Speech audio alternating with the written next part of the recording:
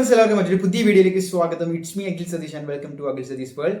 കേരളത്തിൽ തന്നെ യൂട്യൂബ് ചാനലുകളായിക്കോട്ടെ, അക്കാദമികളായിക്കോട്ടെ, വലുതായിട്ട് ചെയ്യാത്തൊരു കണ്ടന്റ് ആണ് ഇന്ന് നിങ്ങളുടെ മുന്നിലേക്ക് എക്സ്ക്ലൂസീവായിട്ട് ഞങ്ങൾ എത്തിക്കുന്നത്. അപ്പോൾ ഈ വീഡിയോ മുഴുവനായിട്ട് കാണാൻ ശ്രമിക്കുന്നതിനോടൊപ്പം കൂടുതൽ അസിസ്റ്റൻസും സംശയങ്ങൾക്കും ഉത്തരങ്ങൾ വേണമെങ്കിൽ ഞങ്ങളെ ഇൻസ്റ്റാഗ്രാം വഴി മെസ്സേജ് അയച്ച് ബന്ധപ്പെടുക.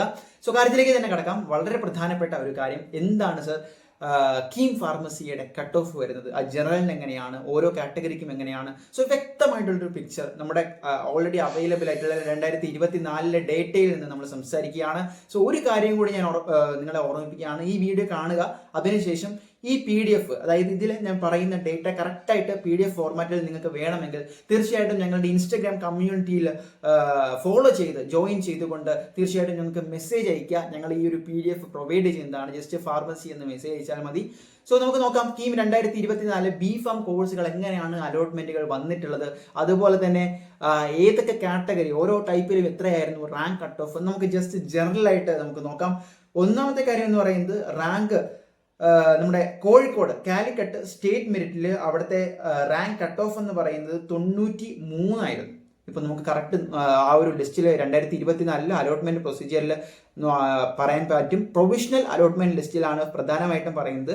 അവിടെ 93 റാങ്ക് കിട്ടിയവർക്ക് വരെ കാലിക്കറ്റ് B.Pharm കോളേജിൽ സ്റ്റേറ്റ് മെറിറ്റിൽ കിട്ടിയിട്ടുണ്ട് എന്നുള്ളതാണ് ഏറ്റവും വലിയ കാര്യം. പിന്നീട് അവിടെ വരുന്നത് നിങ്ങൾക്ക് ഓരോ റാങ്ക് കിട്ടിയിട്ടുണ്ടാവും. ആ റാങ്ക് കിട്ടിയിട്ട് ഏതൊക്കെ കോളേജുകളിൽ അഡ്മിഷൻ കിട്ടാൻ സാധ്യതയുണ്ട് എന്ന ഒരു ഇൻസൈറ്റ് തരാനാണ് ഈ വീഡിയോ. അല്ലാതെ ഇത് പക്കയായിട്ട് ഈ വർഷവും റിപ്പീറ്റ് ചെയ്യണമെന്നില്ല, അതുകൂടി നിങ്ങൾ മനസ്സിലാക്കുക. ഇപ്പോൾ സ്റ്റേറ്റ് മെറിറ്റിൽ ജനറലിലാണെങ്കിൽ ആദ്യത്തെ ഒരു 180-നകത്തൊക്കെ വന്നാൽ കാലിക്കട്ടൊക്കെ നമുക്ക് പുഷ്പം പോലെ ഉറപ്പിക്കാം. ഇനി ഇതിൽ കൊടുത്തിരിക്കുന്ന മറ്റൊരു ലിസ്റ്റ് 167 വരെ പോയിട്ടുണ്ട്. കാലിക്കറ്റ് ഫാർമസി കോളേജിൽ സ്റ്റേറ്റ് മെറിറ്റിൽ കഴിഞ്ഞ വർഷം 167 വരെ പോയിട്ടുണ്ട് ഈ ലിസ്റ്റ് അനുസരിച്ച്.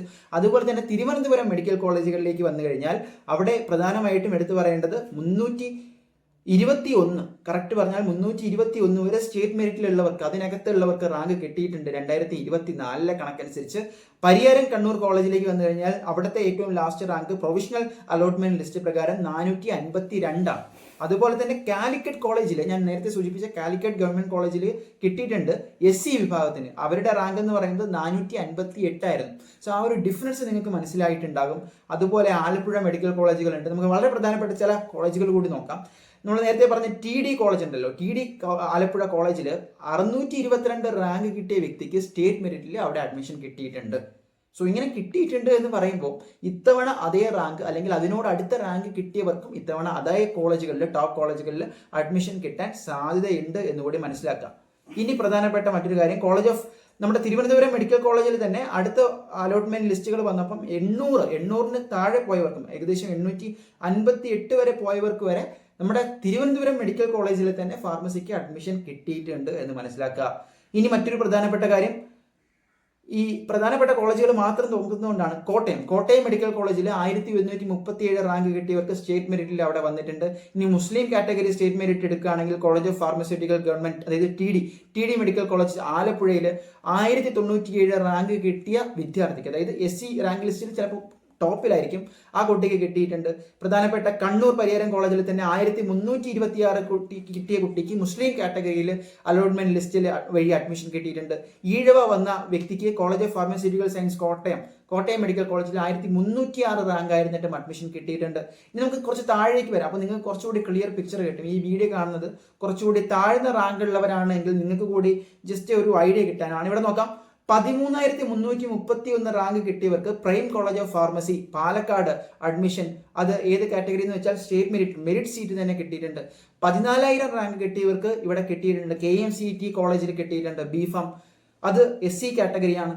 സോ ഇതിൽ തന്നെ ഈ ലിസ്റ്റിൽ പ്രധാനമായിട്ടും അവരുടെ അഡ്മിഷൻ നമ്പറും അതുപോലെ തന്നെ അവർക്ക് കിട്ടിയ റാങ്കും ഏത് കാറ്റഗറിയാണ് എന്നും അതുപോലെ ആ അലോട്ട്മെന്റ് ലിസ്റ്റിൽ ഏത് കോളേജാണ് അസൈൻ ചെയ്തിട്ടുള്ളത് ഒരു കംപ്ലീറ്റ് ലിസ്റ്റ് ഉണ്ട്.